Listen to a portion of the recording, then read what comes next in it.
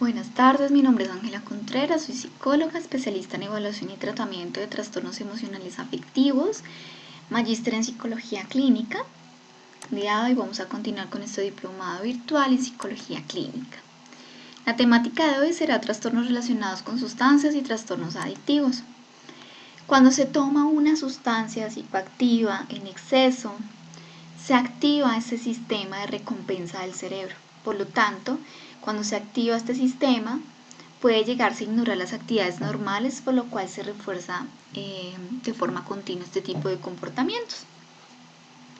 Algunas de las sustancias que podemos encontrar y que son más comunes son las depresoras del sistema nervioso central, como el alcohol, los sedantes hipnóticos, disolventes volátiles, estimulantes como nicotina, cocaína, anfetaminas y éxtasis, opioides como morfina y heroína, y alucinógenos como la fenciclidina, el LSD y la cannabis, que también juega un papel importante como depresora del sistema nervioso central. Dentro de los trastornos relacionados con sustancias, el día de hoy vamos a exponer las relacionadas con alcohol, cafeína, cannabis, alucinógenos, inhalantes, opiáceos, sedantes, hipnóticos o ansiolíticos, estimulantes y tabaco. Es importante que nosotros relacionemos o especifiquemos mejor en cada uno de los trastornos relacionados con sustancias, si es de remisión inicial o si ya venía con una remisión continuada, si está o no en un entorno controlado o si se presenta o no con alteraciones de la percepción, que vamos a ver más adelante de qué trata. Dentro de los trastornos relacionados con el alcohol, nosotros vemos que esas bebidas alcohólicas están obviamente constituidas por agua, etanol o alcohol etílico, o algunas de ellas son fermentaciones de vegetales, frutos o granos, que puede conllevar como consecuencia física este tipo de bebidas alcohólicas una pérdida de conocimiento, un enlentecimiento motor, un juicio y coordinación alterados y un movimiento deteriorado. Asimismo, también se presenta el síndrome de abstinencia leve, que consiste en temblor, hiperreflexia, debilidad, sudoración excesiva y síntomas gastrointestinales.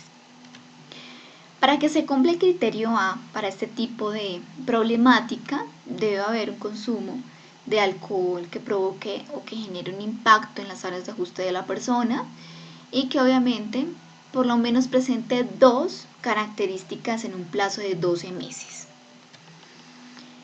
Se consume alcohol de forma frecuente y cada vez con cantidades superiores o durante un tiempo más prolongado al previsto.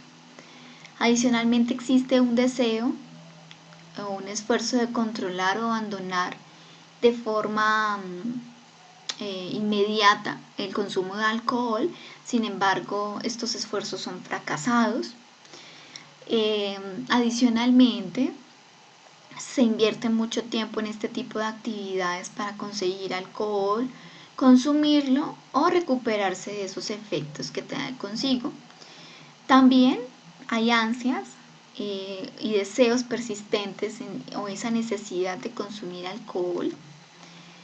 Ese consumo frecuente conlleva a que la persona incumpla en sus deberes, en sus áreas de ajuste, como a nivel laboral, a nivel escolar, ¿sí? Familiar, puede generar ese impacto. Adicionalmente puede llegar a sufrir problemas sociales o interpersonales derivados por los efectos del alcohol, que se pueden exacerbar por este tipo de problemática. Adicionalmente encontramos que se reducen esas actividades importantes en la vida de la persona a nivel social, laboral o también esas actividades de ocio y recreación. También el consumo recurrente de alcohol en situaciones en las que puede provocar un riesgo físico a la persona o a terceros. Adicionalmente, a pesar de que la persona pueda sufrir un problema físico, psicológico, continúa con el consumo de alcohol, ¿sí? O puede llegar a ser causado también por este consumo habitual de alcohol. También tiene que cumplir tolerancia que es la necesidad de consumir cantidades cada vez superiores para conseguir la intoxicación o el efecto deseado. Adicionalmente, pues hay un efecto notablemente reducido tras el consumo continuado de la misma cantidad de alcohol. Y también de abstinencia, que se puede manifestar por el síndrome de abstinencia, que ya lo vamos a ver más adelante. Y también se consume alcohol para aliviar o evitar los síntomas de abstinencia, ¿sí? Entonces,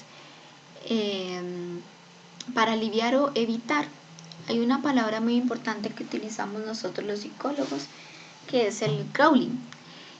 Básicamente eso es como utilizar una sustancia por otra, ¿sí? Entonces se llega como una negociación con la persona.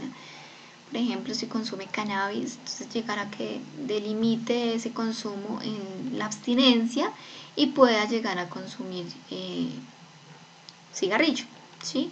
Aquí con la benzodiazepina pues se utiliza este tipo de medicamento para manejar la abstinencia en las personas cuando llegan a un sitio de urgencias médicas. Dentro de la intoxicación por alcohol encontramos como criterio A que tiene que ser esa ingesta reciente de alcohol. Adicionalmente, pues hay un comportamiento problemático, algunos cambios psicológicos importantes dentro de su vida cotidiana, como puede ser un comportamiento sexual inapropiado o de pronto muy agresivo, no controlan bien sus impulsos, hay cambios de humor, adicionalmente un juicio alterado, ¿sí?, que aparece después o poco o durante la ingesta de alcohol.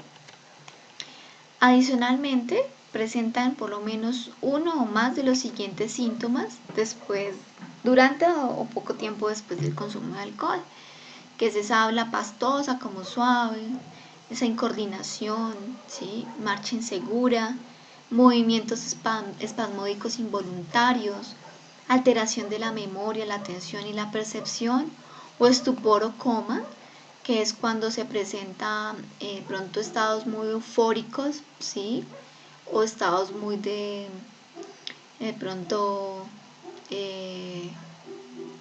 no involucrarse tanto en relaciones interpersonales, sino más siendo un poco más sumiso, ¿sí?, un poco más retraído. Para el criterio D, pues esto no se puede atribuir a ninguna afección médica, algún tipo de intoxicación con otra sustancia psicoactiva. Para la abstinencia de alcohol, como les hablé anteriormente, es importante que se tenga esto en cuenta, ¿sí? El cese del consumo de alcohol que ha sido muy intenso o prolongado por algún tiempo determinado. También pueden aparecer dos o más de estas características a las pocas horas o pocos días de haber reducido el consumo de alcohol. Hiperactividad del sistema nervioso autónomo, incremento del temblor en las manos, insomnio, alucinaciones o ilusiones transitorias visuales, auditivas, corporales. También hay náuseas, hay vómito, agitación psicomotora, signos o síntomas de ansiedad, convulsiones tónico-clónicas generalizadas, que es cuando hay movimientos en todo el cuerpo. Adicionalmente, para el criterio C, estos tipos de características que les acabo de mencionar tienen que generar obviamente un impacto o un malestar en la persona y en alguna área de su vida cotidiana, en la parte social, laboral, educativa, ¿sí?, alguna área importante del sistema de funcionamiento de la misma. El criterio D pues siempre va a ser atribuido a que no se puede llegar a presentar por otra afección médica o algún tipo de sustancia diferente o un trastorno mental. Los trastornos relacionados con la cafeína. En intoxicación por cafeína encontramos que para el criterio A debe ser un consumo reciente de cafeína, habitualmente una dosis que supera ampliamente los 250 miligramos. En el criterio B encontramos que tiene que presentar 5 de estas características que aparecen poco o durante el consumo de cafeína. Puede ser agitación motora, periodos de infatigabilidad, trastornos gastrointestinales, excitación, divagaciones de los pensamientos y del habla, espasmos musculares, diuresis, que son esas manifestaciones de ir al baño, ¿sí? En cada momento, rubor facial, intranquilidad, nerviosismo. Para el criterio C, pues estas características que mencioné anteriormente pues tienen que ser realmente generar mucho malestar o un deterioro en las áreas de ajuste de la persona, y D, pues esto no se puede atribuir a alguna afección médica o otro tipo de trastorno o una intoxicación con otra sustancia. En abstinencia de cafeína, pues en el criterio A encontramos que debe haber un consumo diario prolongado de cafeína. También tiene que presentarse un cese brusco, ¿sí? Del consumo de cafeína seguido en las 24 horas siguientes por 3 o más de las siguientes características. Entonces la persona puede llegar a presentar una cefalea, ¿sí? Fatigabilidad o somnolencia notable, disforia, desánimo o irritabilidad. Puede llegar a presentar algunas dificultades para concentrarse o síntomas gripales también con náuseas, vómitos o dolor o rigidez muscular. Adicionalmente, pues este tipo de características pueden generar un malestar clínicamente significativo en la persona, y pues adicionalmente para el criterio D, pues no se puede atribuir a ninguna afección médica u otro tipo de intoxicación por otra sustancia. En trastornos relacionados con el cannabis, encontramos que la marihuana, que es cannabis sativa, es una fuente, que su fuente, es la planta de cáñamo, ¿sí? La dosis de esta droga también varía, depende a cómo se prepara, ¿sí? ¿Qué puede llegar a producir en el cuerpo? Irritación de las vías respiratorias, desorientación, enlentecimiento psicomotor, posibles efectos graves en el sistema inmunitario. Adicionalmente, aumento de frecuencia cardíaca y aumento de la presión arterial. Dentro del trastorno por consumo de cannabis encontramos lo mismo que para el trastorno de consumo de alcohol, que obviamente debe haber un modelo problemático de consumo de cannabis, y adicionalmente debe provocar un deterioro o malestar significativo en la persona, donde por lo menos se tienen que cumplir dos características que se van a mencionar ahorita más adelante en un plazo de 12 meses. Por ejemplo, algunas de estas características son: se consume cannabis con frecuencia o cantidades superiores o durante un tiempo más prolongado que el previsto. También existe un deseo persistente o esfuerzos fracasados de abandonar o controlar ese consumo. Invierte mucho en este tipo de actividades para consumirlo, conseguirlo o recuperarse de esos efectos. Ansias o un poderoso deseo y necesidad de consumir cannabis. Adicionalmente, conlleva también el incumplimiento de los deberes fundamentales de la persona a nivel de sus áreas de ajuste. Posteriormente, también encontramos que el consumo continuado de cannabis se presenta a pesar de sufrir problemas sociales e interpersonales o provocados, exacerbados por los efectos de la misma sustancia. También el consumo de cannabis ha provocado un abandono, una reducción pues, de su rutina diaria y de sus actividades sociales o de ocio. Posteriormente, el consumo recurrente de cannabis puede poner en riesgo, ¿sí?, la vida de la persona, algunas situaciones de riesgo físico. Esta persona también puede, a pesar de que sabe que sufre algún problema físico, psicológico, pues sigue consumiendo la sustancia. Y también pues se presentan las características de tolerancia, que es una necesidad de cantidades cada vez mayores de esta sustancia para conseguir ese efecto deseado, esa intoxicación. Y finalmente abstinencia, que tiene que presentar el síndrome de abstinencia, que ya más adelante se hablará. También se consume cannabis para aliviar o evitar los síntomas de la abstinencia. En intoxicación por cannabis encontramos que debe haber un consumo reciente de este tipo de sustancia.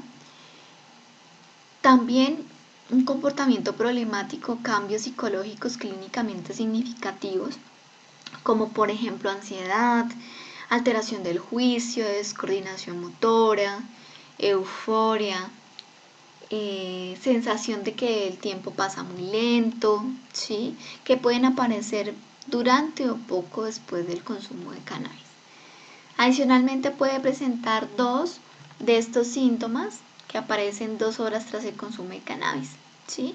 Inyección conjuntival, que es cuando se evidencia el enrojecimiento de los ojos, aumento del apetito, boca seca, taquicardia. Adicionalmente, esto tampoco se le puede atribuir a alguna afección médica, algún tipo de trastorno mental o intoxicación por otra sustancia. Estos son los parámetros para abstinencia de cannabis, que es ese cese brusco, que ha sido intenso y prolongado, ¿sí? Por ejemplo, diario, casi diario, durante un periodo de varios meses, por lo menos. Para el criterio B se tienen que cumplir mínimo 3 o más de las siguientes características. Debe presentarse agresividad, rabia o irritabilidad, nerviosismo o ansiedad. Puede presentar problemas para dormir, insomnio, pesadillas, hipersomnio, pérdida de apetito, de peso, intranquilidad, un estado de ánimo deprimido, un impacto en su estado de ánimo, dolor abdominal, espasmos y temblores, sudoración, fiebre, escalofríos o cefalea, que estos serían, digamos, síntomas físicos que puede llegar a presentar la persona. En criterio C, pues obviamente estos signos o síntomas que se acaban de mencionar, pues generan un deterioro importante en su vida social, laboral u otras áreas de importancia en el funcionamiento de la persona. Y pues el criterio D, pues no se explica mejor a otro trastorno mental, o una afección médica, o una intoxicación o abstinencia de otra sustancia. Bueno, entramos a los trastornos relacionados con alucinógenos. Entonces la fenticiclidina, que es conocida por su abreviatura del inglés el PCP, que es una droga disociativa usada como agente anestésico que posee efectos alucinógenos y neurotóxicos. Entonces, ¿cuáles son las formas de poderse consumir esta sustancia? Puede ser ingerida, puede ser fumada, puede ser inyectada a través de la vena y también inhalada a través de la nariz o aspirada. Bien. ¿Cuáles son los nombres conocidos de pronto en la calle, ¿sí? O con las personas que comúnmente consumen este tipo de sustancia? Polvo de ángel, líquido de embalsamar, cerdo, hierba asesina, bote del amor, ozono, píldora de la paz, super hierba, gasolina de cohete y estrafalaria. El trastorno por consumo de fenciclidina, pues para que se cumpla este criterio, también tiene que presentar por lo menos 2 de los hechos siguientes en un plazo de 12 meses. Se consume fenciclidina con frecuencia en cantidades superiores o durante un tiempo más prolongado que el previsto. También existe un deseo de controlar o de abandonar el consumo de sustancias de este tipo.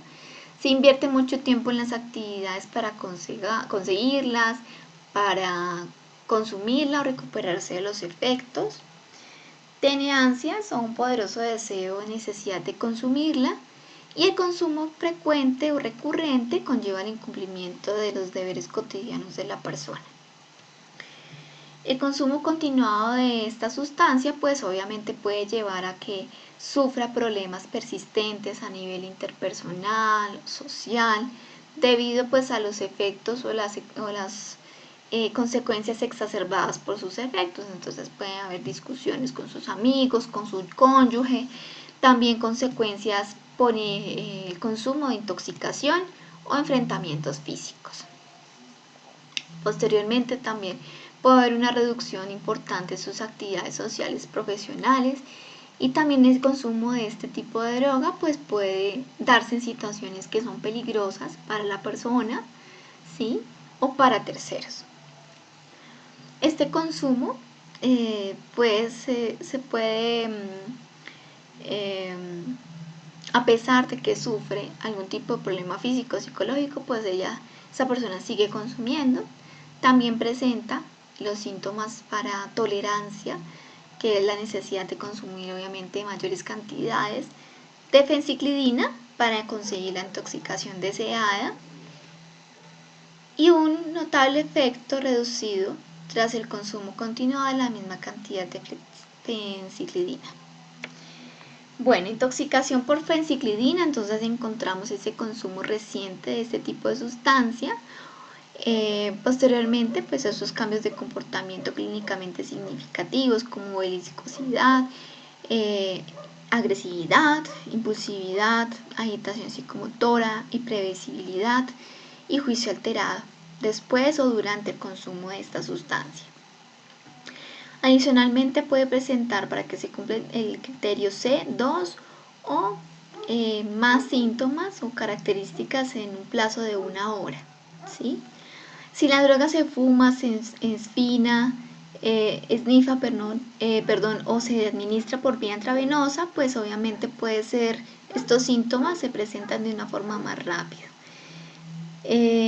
Hipertensión o taquicardia, entumecimiento, reducción de la respuesta al dolor, ataxia, distartia, rigidez muscular, convulsiones o coma, hiperacusia. Y adicionalmente, pues en el criterio de no se puede atribuir ninguna otra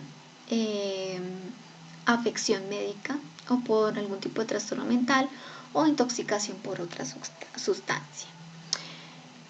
Al inicio les comenté que siempre se tiene que especificar sí, entonces vamos a hablar de trastorno de percepción persistente por alucinógenos. Entonces, para que se cumpla el criterio A, pues es una persona que experimenta una o más síntomas de tipo perceptual, como lo que experimentaron durante la intoxicación por el alucinógeno. Entonces, si por ejemplo una persona consumió hoy, pero 2 o 3 semanas después vuelve a experimentar ese tipo de intoxicación por el alucinógeno sin haberla consumido, entonces se presenta el trastorno de percepción persistente por alucinógenos. Las características son alucinaciones geométricas, percepciones erróneas de movimiento en los campos visuales periféricos, destellos de color, intensificación de colores, rastros tras las imágenes de objetos en movimiento, imágenes remanentes positivas, halos alrededor de los objetos, macropsia y micropsia. Entonces por eso coloqué esta foto, porque me parece que es algo parecido a lo que la persona puede llegar a presentar en un trastorno de percepción persistente por alucinógenos. Para el criterio B, pues obviamente puede generar un impacto y malestar clínicamente significativo en sus áreas de ajuste, y tampoco se le puede atribuir ninguna otra afección médica, ¿sí? O por algún tipo de trastorno mental. Estos son algunos autorretratos que ve una persona que consumió LSD, que también hace parte de este tipo de drogas, ¿sí? Realizó para demostrar cuál es la alteración en la percepción, ¿sí? Entonces vamos a ver, 15 minutos después se encuentra pues, dibujado, es un autorretrato de esa mujer, se encuentra un poco acorde con lo que es para un autorretrato. 1 hora y 45 minutos después vamos viendo que va cambiando el cabello, el color del cabello, los rasgos faciales, ¿sí? Hasta las 3 horas y 30 minutos después no encontramos unos ojos claros, sino ya con más alteraciones en esa percepción. De las 4 horas y 45 minutos a las 9 horas y 30 minutos encontramos que ya se va desvaneciendo y se va obviamente notando más ese tipo de trastorno de la percepción.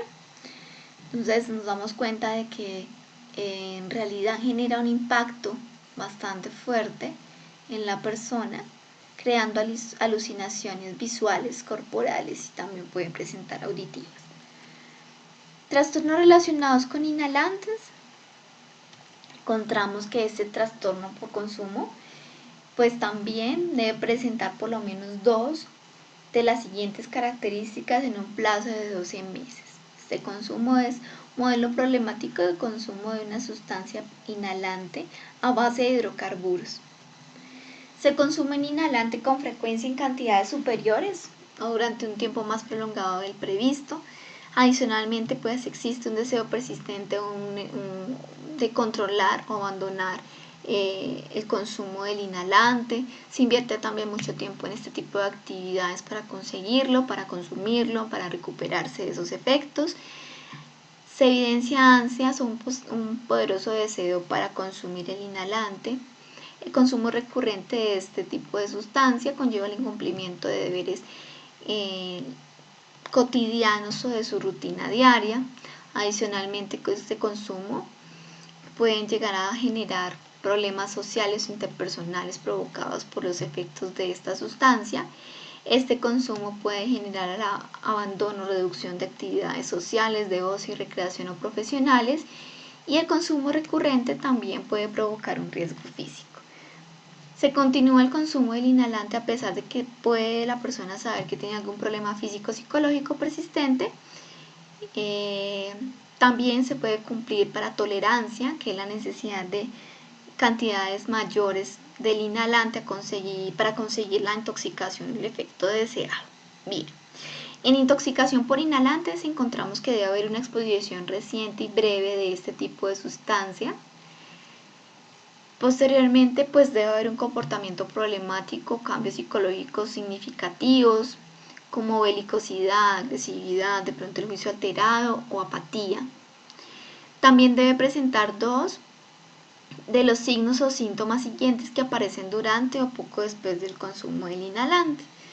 Puede presentar mareos, habla pastosa, marcha insegura, incoordinación, nistagmo, alertamiento, reducción de reflejos, retraso psicomotor, temblores, visión borrosa o diplopia, estupor o coma, euforia o debilidad muscular generalizada.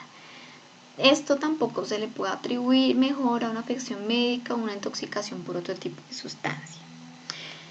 Vamos al grupo de los trastornos relacionados con los opiáceos. Entonces también tiene que presentarse un modelo problemático por el consumo de esta sustancia. También debe presentar por lo menos 2 de las siguientes características en un plazo de 12 meses. Se consumen con frecuencia en cantidades superiores o durante un tiempo más prolongado que el previsto. También existen deseos fracasados por abandonar o controlar el consumo. Se invierte mucho tiempo en actividades necesarias para conseguir esta sustancia, consumirlos o recuperarse de sus efectos. Las ansias para consumir. El consumo recurrente también conlleva el incumplimiento de los deberes de sus áreas de ajuste o su rutina diaria. El consumo continuado también puede generar problemas sociales o interpersonales. El consumo también puede provocar el abandono o reducción de actividades importantes de ocio, recreación o profesionales. Posteriormente encontramos que ese consumo también puede hacerse en situaciones en las que se provoca un riesgo físico, a pesar de que la persona sabe que tiene algún problema físico o psicológico, persiste, ¿sí?, en el consumo. Y también vemos el de tolerancia, que es esa necesidad de consumir cantidades más frecuentes y mayores para lograr la intoxicación, el efecto deseado. En la intoxicación por opiáceos, pues tiene que haber un consumo reciente, también ese comportamiento problemático, contracción pupilar, entonces puede haber esa dilatación debido a una anoxia en caso de sobredosis grave, o también uno o más de los siguientes síntomas o características después del consumo: somnolencia, coma, habla pastosa y deterioro de la atención o de la memoria. Tampoco se puede atribuir esto a una afección médica y no se explica mejor por otro tipo de trastorno o por consumo de sustancias diferentes. Abstinencia por opiáceos, entonces también se cumple lo mismo que hemos hablado anteriormente, un cese del consumo, ¿sí?, por varios días o semanas. Administración de un antagonista de los opiáceos tras un consumo prolongado de opiáceos. 3 o más de las siguientes características: humor disfórico, náuseas o vómitos, dolores musculares, lagrimeo o rinorrea, dilatación pupilar, piloerección o sudoración y diarrea. Adicionalmente, este tipo de características generan un impacto en sus áreas de ajuste y no se le puede atribuir tampoco una afección médica, un trastorno mental o una intoxicación o abstinencia de otra sustancia. Vamos al grupo de los trastornos relacionados con sedantes, hipnóticos o ansiolíticos. Para que se cumpla el trastorno por consumo de este tipo de sustancias, debe obviamente generar un modelo problemático y pues presentarse 2 o más características siguientes en un plazo de 12 meses. Entonces existe el frecuente consumo de esta sustancia durante un tiempo más prolongado que el previsto. También se invierte mucho tiempo en este tipo de consumo, en conseguirlo, recuperarse de esos efectos. Existe ese deseo persistente de abandonar o controlar el consumo de sustancias. También ansias o un poderoso deseo o necesidad para seguir consumiendo. Este consumo recurrente de sedantes, hipnóticos, ansiolíticos, pues puede llevar al incumplimiento de sus deberes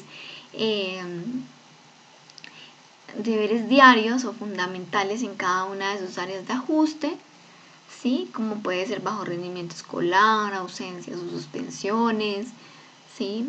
De pronto desatención si tiene hijos, a sus hijos en el hogar, ¿sí?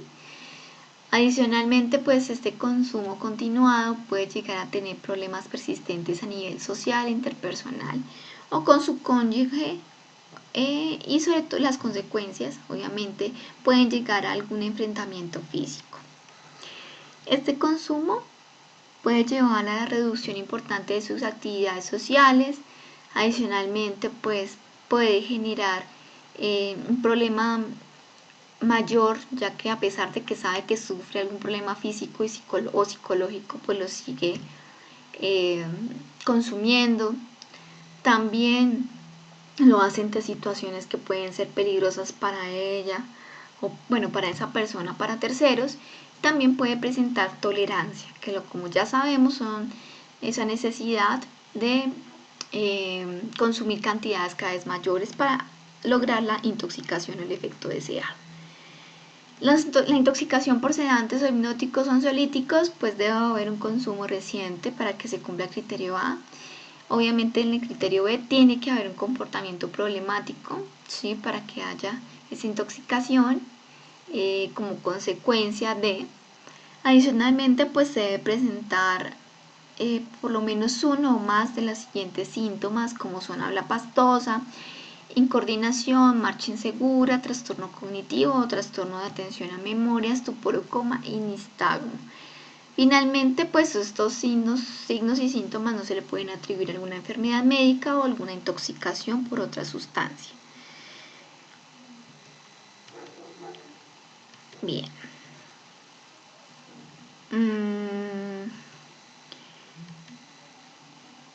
También es importante que nos demos cuenta de que se debe especificar si existen alteraciones de la percepción o no. ¿Listo? Para la abstinencia, disculpen, aquí me equivoqué, no es intoxicación sino abstinencia, pues debe haber un cese, una reducción de este tipo de ansiolíticos por un espacio prolongado. Para que se cumpla el criterio B, pues tiene que presentarse dos o más de las siguientes características, como es hiperactividad del sistema nervioso autónomo, temblores de las manos, insomnio, náuseas o vómitos, alucinaciones o ilusiones transitorias visuales, táctiles o auditivas, agitación psicomotora y ansiedad, y convulsiones tónico-clónicas generalizadas. Adicionalmente, pues este tipo de características puede llegar a generar un malestar o un impacto clínicamente significativo, y en el criterio D pues no se le puede atribuir algún tipo de afección médica o otra sustancia psicoactiva. Bueno, ya como ustedes pueden darse cuenta, en el DSM-5 siempre se juega el mismo papel, lo único que cambia es de pronto las características en intoxicación de cada una de las sustancias, pero la tolerancia y la abstinencia pues van a ser los mismos conceptos, y la abstinencia va a tener otros diferentes factores sintomáticos. Ya para terminar, vamos a hablar de trastornos no relacionados con sustancias que conductualmente hablando se presentan más. Sin embargo, en el DSM-5 se tiene solo juego patológico. En el juego patológico encontramos que es esa conducta problemática persistente y recurrente que provoca un deterioro o malestar significativo y que se manifiesta porque el individuo puede llegar a presentar 4 o más de las siguientes características en un periodo de 12 meses.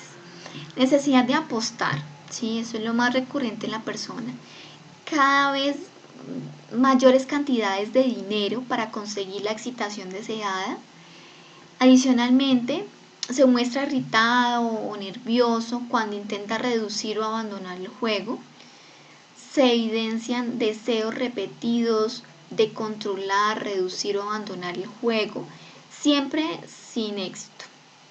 Adicionalmente, a menudo tiene la mente ocupada en las apuestas, entonces siempre revive esas experiencias pasadas para mirar o planificar su próxima apuesta, pensando de pronto en las formas de conseguir dinero para apostar. Eso lo podremos llamar como una rumiación constante de ese tipo de conducta de esa persona. Adicionalmente, apuesta cuando siente desasosiego, desamparo, culpabilidad, ansiedad o depresión. Adicionalmente, después de perder dinero, intenta recuperar las pérdidas apostando al siguiente día para intentar ganar. Tiene problemas para ser honesto, entonces miente para ocultar el grado de implicación en el juego. Ha puesto en peligro, ha perdido una relación importante o un empleo a causa de este juego y cuenta con los demás para que le den dinero, ¿sí? Su situación siempre financiera es algo, digamos, complicada debido al juego. Su comportamiento ante el juego no se explica mejor por un episodio maníaco. Entonces acordémonos que los episodios maníacos para un trastorno de bipolaridad, obviamente es el episodio, ¿sí? En cambio aquí estamos viendo que es una conducta repetitiva, por lo tanto no se podría comparar mejor por un episodio maníaco. Hay que especificar si es episódico, si cumple esos criterios, en donde se apaciguan durante varios meses, por lo menos entre periodos de juego patológico, ¿sí? Entonces puede apostar durante un mes, pero puede dejar de hacerlo durante 2 meses, ¿sí? O si es persistente, donde dura varios años de forma recurrente. Les agradezco mucho. También esta información fue tomada del Manual Diagnóstico y Estadístico de los Trastornos Mentales, 5ª edición. Ya para finalizar este tipo de información acerca de el uso de sustancias, me gustaría que ustedes conocieran esta prueba que es el ASIST. El ASIST nosotros lo aplicamos para realizar la detección de consumo de alcohol, tabaco y sustancias. Esto me parece muy importante, fue creada por la OMS, ¿sí? La Organización Mundial de la Salud, y lo que nos permite es que nosotros, para las personas que hemos de pronto sabido que tienen algún consumo de sustancias y queremos ayudarla, ya sea por una remisión para EPS o una internación, debemos aplicar el ASIST. Tiene varias cosas importantes, porque aparte de aplicar esta prueba para mirar y detectar cuáles son las sustancias que consume la persona, hay una intervención breve incluida que habla acerca de las consecuencias del consumo de las sustancias. Creería yo que este se lo vamos a enviar también con el material que se encuentra, para que ustedes puedan tener en cuenta cada una de las intervenciones que se pueden hacer con esta prueba. Comenzamos con la introducción, entonces obviamente se diligencian los datos sociodemográficos de la persona. En la pregunta 1, pues se especifica qué tipo de sustancias ha consumido, por lo menos alguna vez.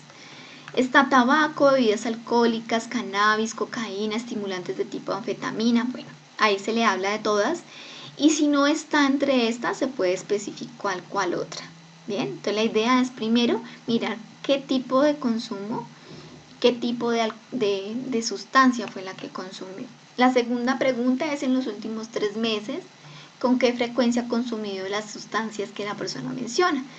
Con un equivalente de nunca, 1 o 2 veces, mensualmente, semanalmente, diariamente o casi diariamente. En la tercera pregunta encontramos: en los últimos 3 meses, ¿con qué frecuencia ha sentido un fuerte deseo o ansias de consumir? Entonces se le va nombrando, bueno, Si fue tabaco, alcohol y cannabis, entonces se le va preguntando de esas tres, en qué nivel la podría colocar de acuerdo a este parámetro de calificación. Así con todas las preguntas, ¿sí? Acá en los últimos 3 meses, ¿con qué frecuencia consumió la primera, segunda, tercera droga? Le ha causado problemas de salud sociales, legales o económicos. Cada pregunta tiene una puntuación, ¿sí? Son 8 preguntas. Este es también muy importante saber si ha tomado o consumido algún tipo de droga por vía inyectada y también los lineamientos de la inyección o de la intervención que ha hecho para inyectarse. Se realiza una forma de calcular la puntuación del consumo, ¿sí? De la pregunta 1 a la pregunta 8. Entonces, ¿cómo se llega a puntuar? Aquí salen cómo podría llegarse a concretar de acuerdo a la puntuación final que haya tenido, si requiere una intervención, si requiere una intervención breve o un tratamiento más intensivo. De 0 a 3 no requiere intervención, de 4 a 26 intervención breve y más de 27 puntos tratamiento más intensivo. Entonces es importante que lo revisen, ¿sí? Ya que es un buen instrumento que nos puede ayudar mucho. Adicionalmente mide el nivel de riesgo, si hay un riesgo bajo, moderado o alto. Y finalmente, aquí trae una parte muy importante de la intervención breve, que es cuáles serían, digamos, las consecuencias de haber consumido tabaco a temprana edad, el alcohol, ¿cierto? La cannabis, que puede llegar a tener problemas de atención y motivación, ansiedad, paranoia, pánico, depresión, disminución de la memoria, de la capacidad para resolver problemas. Entonces se les puede ir hablando acerca y realizando una psicoeducación de cuáles serían los riesgos de cada una de las sustancias psicoactivas. Muchísimas gracias, espero que les haya sido de gran ayuda. Dentro del material iría esta guía, que es muy importante y que trae también un ejemplo para que uno lo pueda aplicar para poderse entrenar en la aplicación de esta prueba de detección de consumo de alcohol, tabaco y sustancias. Muchísimas gracias y que tengan un buen día.